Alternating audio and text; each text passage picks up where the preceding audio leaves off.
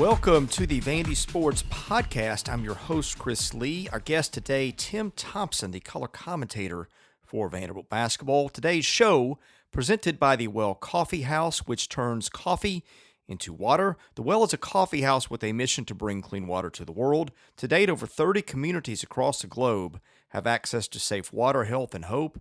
You can make an impact by visiting a Well Coffee House location today. There are locations in Brentwood, Green Hills, downtown, and Bellevue to serve you. You can also get more information at wellcoffeehouse.org. The Well Coffee House, where coffee changes lives. We thank our co-presenting sponsor, Wellspire, Nashville's Learning and Development Center, which is located in the Gulch. The news is presented by Sutherland and Belk, a local injury law firm committed to helping those injured in accidents. If you or someone you know has been in a wreck or other accident, reach out to Sutherland and Belk, see what your rights are. You can find their contact info online at sbinjurylaw.com. Well, bad news for Commodore basketball. Vanderbilt falls 75-55 to Arkansas in Fayetteville. Saban Lee's 17 points and Max Evans's 16 lead the Commodores. The guest line is presented by Boll and Branch. Started by Vanderbilt graduates Scott and Missy Tannen, I've used Boll and Branch sheets for years and love them. They are fair trade certified, meaning they are made under safe conditions by men and women, treated and paid fairly. Try them free for a month. You can return them, but you won't want to. Once you get the sheets, try the mattress. That was voted the best mattress of 2018. Go to bollandbranch.com. That is spelled B-O-L-L. Enter the promo code Vandy and get $50 off your first set of sheets. Tim Thompson joins us now. He's the color commentator for Vanderbilt men's basketball. Tim was unfortunately not at the game in Fayetteville last night due to a family emergency, or I guess your wife having knee surgery is a better way to put it. But in any case, Tim, thank you for joining us and appreciate your contributions to what we do here. And let's talk about the game last night. Boy, I think this kind of sums it up. Arkansas's two leading scorers, who are averaging about 37 between them, go for 13, and Arkansas still wins by 20. It's just looking like it's going to be that kind of year with the injury to Aaron Nesmith, which we'll get into in a minute. Yeah, I mean, you look at kind of what's happened, and we kind of saw it the year before with Darius Garland, and that had, in my opinion, a mental effect on the team for an extended period of time. And, against Texas A&M, that was the first game that Aaron didn't play. And it was pretty obvious that I think everyone was affected by, his not being able to play. And, that takes a while, in my opinion, to kind of soak in. And, I think even we saw that a little bit last night. I watched the game on TV. Like I said, my wife had double knee replacement surgery, so I was with her, but I did watch it last night, and you could kind of see even the frustration. And I said something to a friend of mine with Saban Lee. Now that Aaron is not there and he doesn't take pressure off of defenses because of the way he shoots the ball from the outside, and when he was there, it did open up some lanes and some driving lanes for Saban to be effective. With Aaron not being there, and now teams basically can play off of Saban and play in the gaps to stop his penetration. I just felt like I saw some body language of some frustration with him last night that, I think he realizes, hey, it's going to be a long year for me too, when I don't have somebody that can keep other teams honest with the outside perimeter shots like Aaron did. Again, it's not like they're canceling the games though. I mean, everyone's got to play. I mean, and no one's going to feel sorry for Vanderbilt.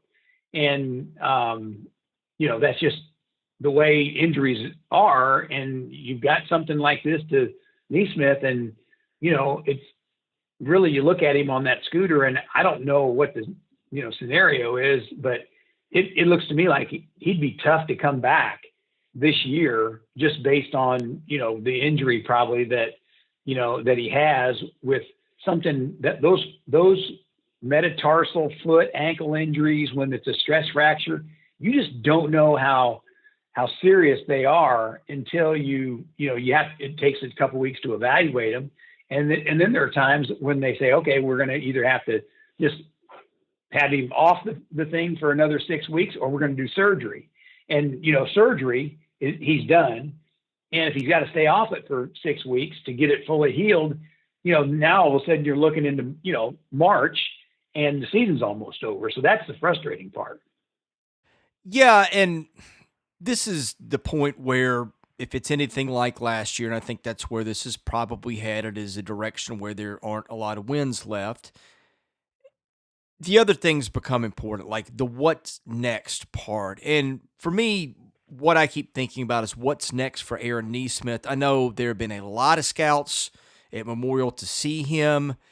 You have the complications with the injury. What do you think comes next with him? Should he go pro? Do you think he will go pro after this season? Well, and again, I know a couple scouts that I've been friends with for years. One of them is the Trailblazer scout, and he came to the night that I think Aaron had 34. He really likes him. He thinks that he's, going to be a really, really good NBA player. He shoots it from range. And I got to believe that if that guy's saying that, Aaron's going to be a first-round draft pick, that there's got to be some other people thinking the same way, just because, the way he can shoot the basketball. So my opinion is, yeah, I think he's got the ability to be a first-round draft pick. And, now all of a sudden you kind of go back to the Darius Garland thing, and you start looking at, okay, when that happened to Darius, 5 games into the season, and it was a meniscus, and that injury was going to be, probably 6-8 weeks. Now you get into a little over halfway through the season. He's for sure going to be a top 10 pick. Now, all of a sudden, as a parent and as an advisor, you got to say, okay, do you want to go back and risk injury, playing, or do you want to save yourself and go through the, all the NBA stuff that you have to go through, for being an NBA draft pick. And, the money's so crazy, Chris, that it's almost like if you're going to be a first-round draft pick, you almost can't afford, and this is no disrespect to anybody at all, but you just can't afford to go back and, just afford to, get hurt again and put yourself in a situation where your draft stock goes down. And I know Aaron Nesmith, what a great kid, and he loves Vanderbilt. But at the same time, if he's going to get drafted in the first round, that's a hard decision. He doesn't want to leave his teammates in a lurch, but he's looking at his, his career, potentially as an NBA player. And now all of a sudden he's got to make a really, really tough decision, especially if this injury, if you evaluate it and it draws out to, because we're looking right now, today's January the 16th or whatever it is, A month from now, you're looking at February the 15th or 16th. And, now all of a sudden you got 3 weeks left in the season, what do you do? So that's the sad part about it. Yeah, I look at it this way. First of all, if you're good enough to go pro, every year stay in college, all things being equal, you are forfeiting a year of earnings, which those are pretty significant contracts and more money than you and I have probably ever been paid. So there's that, first of all. So all things being equal, it's that. So then it becomes a matter of, do you better yourself for the pros by coming back another year? And here's where I am with him, Tim. He is getting projections by CBS. Oh, I'm going to say, I think 14 was the one I saw. And I think CBS, from what I understand from somebody with connections in basketball circles, that's one of the more respected mock drafts. So if that is an accurate representation of what he is, I think he's in that territory where he probably should go. Now, the other question is, can he better himself? So if 14 is where he's going to go, could he work his way into the top 10? I don't know. I mean, he's not that explosive athlete. Now, is he a pro player? Absolutely. Does he defend and rebound? Yeah, but he's not that quick twitch. He doesn't have some of the traits that, say, Saban Lee has or Darius Garland has. And so I see a little bit of limit on him. And so with that, I look at where he is, okay? He is averaging 23 points a game, which is fifth in the country. He's leading the country in three-point shooting. You know the defenses were going to get better against him and make every effort to take him away. I look at where he left off and I say it's awfully hard for him to better his situation the way that I see it. Yeah, I mean, he was probably playing at at such a high level right now that his evaluation, like to your point, his evaluation by the pros is probably as high as it's going to get, you know? So, you know, it breaks your heart as a Vanderbilt fan to think that this thing happened, 2 years in a row, with Aaron. I mean, it's so sad. But again, that's part of big time basketball. That's injuries happen, and you have to deal with them. But when you're dealing with them with your best player, an elite player that potentially can go pro, the recovery comeback element is a completely different environment now than it used to be 5 years ago. Everybody, something like this would happen. The first thing that everybody would say is, or the player would say is, oh, how quick can I get back? Because I got to get back and play. Now, I mean, you look at football, these bowl games that are, no factor. You got guys that just won't play just because they know that if they're, first round draft pick, they don't want to take a chance on getting hurt doing something that is going to jeopardize their career. The next injury I want to talk about is Clevon Brown. The rumor that I have been hearing is that he may seek a red shirt and come back. I thought at first he couldn't, but as I looked it up, the rule is 30% of your team's games and no games in the second half that you play in the second half of their season. So obviously he meets the first one.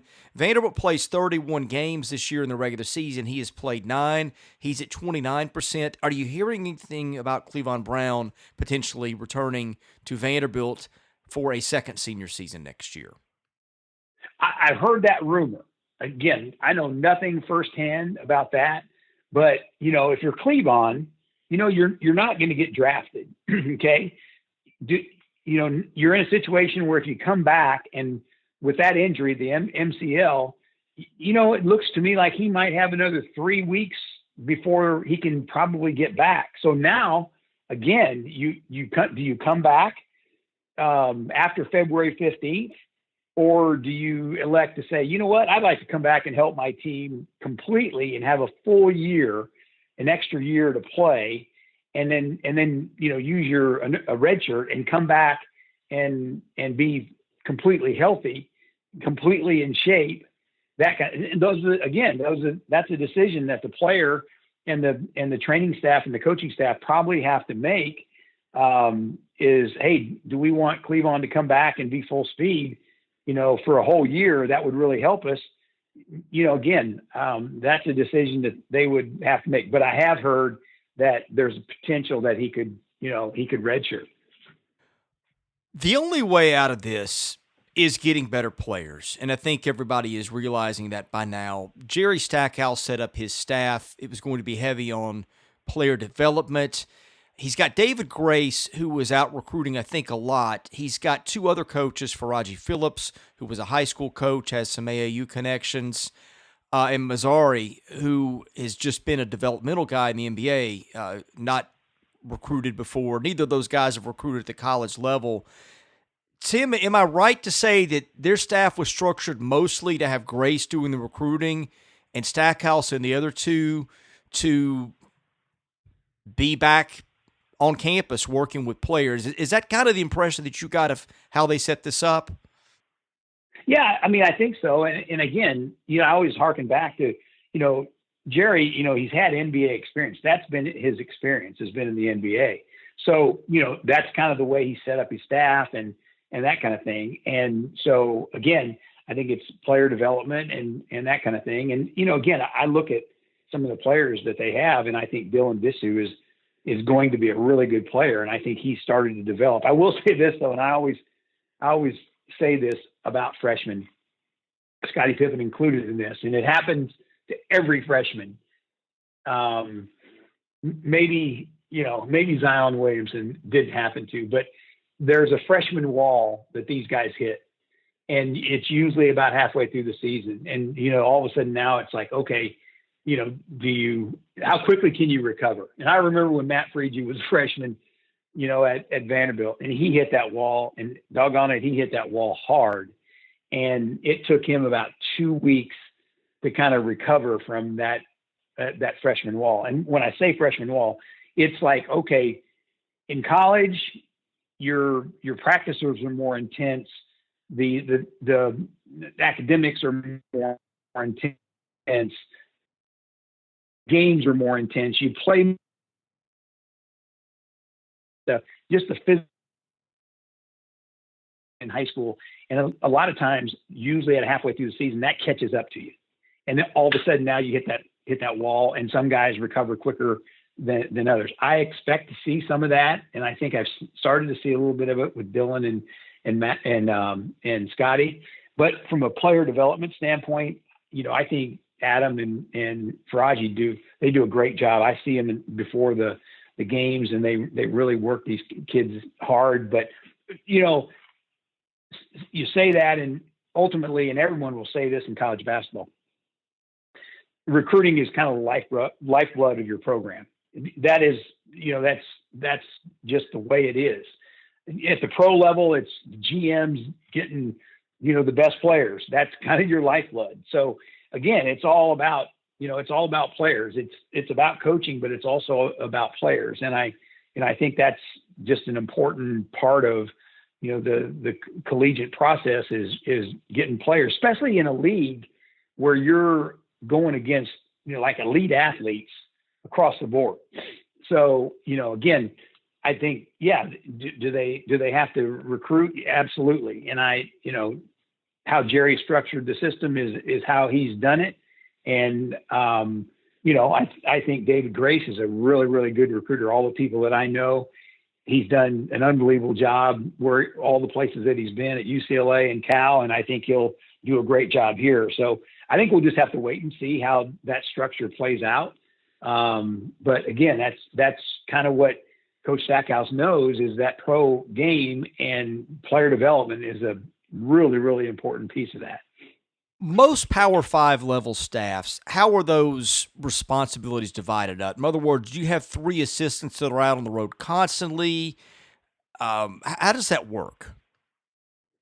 Well, a lot of times, and a lot of teams are different, but usually you have like an assistant coach that is kind of the recruiting coordinator, that is an out on the road recruiter, plus kind of coordinates the players that they're going after and that kind of thing. But yeah, under normal circumstances, probably it's there's 3 assistant coaches out recruiting during the summertime and those evaluation periods and that kind of thing. And then you got the head coach that's kind of what I always call the closer, and that person goes out and whether it's the Nike Augusta Peach Jam tournament or whatever it is.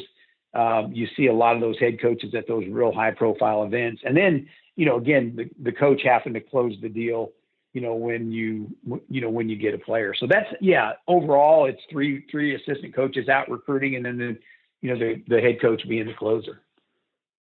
Today's mailbag is sponsored by Mark Gent at Simply a Fan. By organizing leading baseball trips, Simply a Fan provides baseball fans the opportunity to travel to ballparks around the country, enjoying the camaraderie, company, and fellowship of friends and strangers alike. Visit the website at simplyafan.com. And remember, Simply a Fan is organizing road trips to several Vanderbilt Road venues this year for the baseball season. GLH4VU says, what are the chances Vanderbilt actually goes winless 2 years in a row in the conference? Gosh, that's so hard. I mean, you sit there and you think about last year.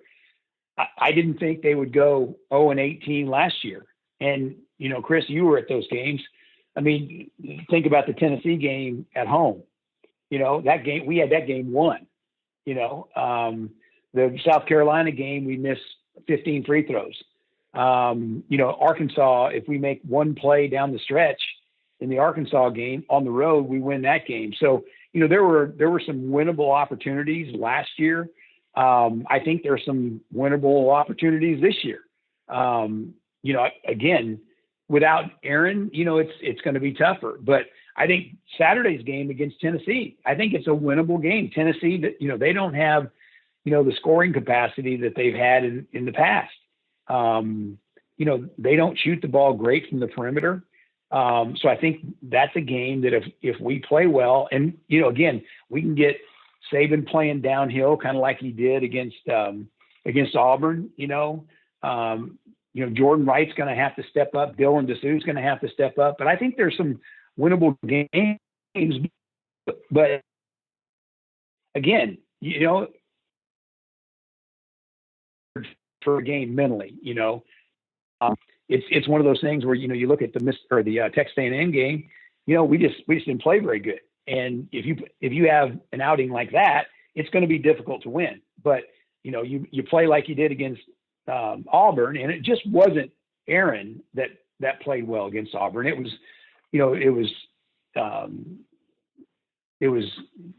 Lee. It was, Jordan Wright. I mean, there was a bunch of guys that really stepped up. I thought Educate played well. Those are the kind of guys that have to step up and start playing in order to win. So, the probability is unlikely that we would go 0-18, but again, you got to tip it up every game and you got to play hard. Next question. This comes from GLH4VU also. Without Aaron Nesmith, will teams key on Lee? Can anyone step up and score consistently?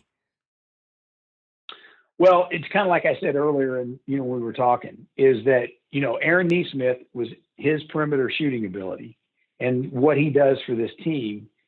When you take that away, now all of a sudden, other players probably don't have the opportunities from a scoring standpoint that you had when you had a guy that if Scotty was driving to the basket, he could kick to Aaron and have a wide open look. If Saban's playing downhill like he did against Auburn, and you take it to the side where Aaron is, the guys can't come off of him and gap Saban, and now Saban's got an open lane to the basket. With Aaron not being there, now all of a sudden it's like, okay, we're going to stop Saban, and we're not going to let him get to the basket, and we're going to make him shoot from the perimeter, and we're going to make everybody shoot from the perimeter. We're going to make Dylan DeSue, who is a really good outside shooter, we're going to make him put it on the floor. We're going to get up in his face, make him put it on the deck, and see if he can finish at the rim. So, they're going to guard us differently now that Aaron is out, and it's going to be more of a struggle. And again, last night as I watched the Arkansas game, I just sensed or felt a sense of frustration a little bit with Saban, because it's like, oh gosh, now everybody, when I take it to the basket, everybody's waiting on me, So again, without Aaron, it's a completely different ball game in the way that other teams are going to defend us. Mr. Vandy says, what's happened with Matt Moyer that some walk-ons are getting more playing time than he? And I will tell you, I don't know. I really don't know. I mean, he played 2 minutes and 54 seconds last night, and he played about the same against Texas A&M. And so, I mean, that was one of the questions that I had for Joe when we were talking is, Matt's only playing a couple minutes a game. So again, but here's the other thing, coaches play players that they can trust and that will perform. And, Matt's just really been struggling from the perimeter. I mean, he just has, from a, confidence standpoint, he just really, really struggled, which is sad to see because, I think he could be a really effective player if he shoots the basketball from outside. But, I think part of it is just, him not being able to perform when he's getting minutes. And then the coach is saying, okay, we got to have somebody come in there and it will do some things to help us win basketball games. And I think the combination of that is the result of, you seeing Matt play 2.5, 3 minutes a game, which, in order for us to win, Matt's he's got to play. He's got to play more minutes and he's got to be effective when he goes in there and plays those minutes. Last one from Ann Arbor Door. The A&M coach was apparently making last-minute substitutions that were bothering Jerry Stackhouse. Is this a violation of rules or just frowned upon? It's not a violation of rules. It's just one of those things where the end of the game, I think they were up 20, and instead of taking 4 guys like last night, Eric Musselman, at the end of the game, it may have been a minute and a half, 2 minutes left. He took 4 guys and just put them in the game and took 4 guys out. Buzz, when he was here, he subbed one guy and they subbed in, and then he kind of looked back at the bench and subbed the second guy. And, they did that. Then third guy, as opposed to saying, okay, bang, bang, bang, the guy that stays in the game, everybody else out. I think that's what frustrated Jerry, was the fact that it was just one after another when the game was already, out of hand. It was like, hey, you 4 get in, you 4 out. Let's play. That's what it was. It wasn't any rule violation or anything like that. Maybe not as frowned upon as stealing signs and banging trash cans. Yeah, I would say that's probably a little bit more of a cheating rule violation than subbing one guy in at a time at the last 2 minutes of a basketball game. Yeah, last I checked, Buzz Williams is still employed. So, Tim, thanks for joining us. Appreciate your time. Any parting thoughts? No, again, like I said earlier, I think, Tennessee is a winnable game for Vanderbilt. I think, but again, everyone's got to step up, and you're going to have to get some production from Dylan, from Scotty. Max had a good game. He had 16 points last night, all in the first half, but didn't score in the second half. And, then all of a sudden Arkansas kind of blew the lead out a little bit. But this team has to have production from all their players. Anybody that goes in has to produce in order for Vanderbilt to win basketball games. And it's going to have to be like that on Saturday when we play Tennessee, when they roll in here. He is Tim Thompson, color commentator for Vanderbilt basketball. I'm Chris Lee, the host of the Vandy Sports Podcast. Tim, thanks for joining us today. Yeah, I appreciate it, Chris. Thanks. See you.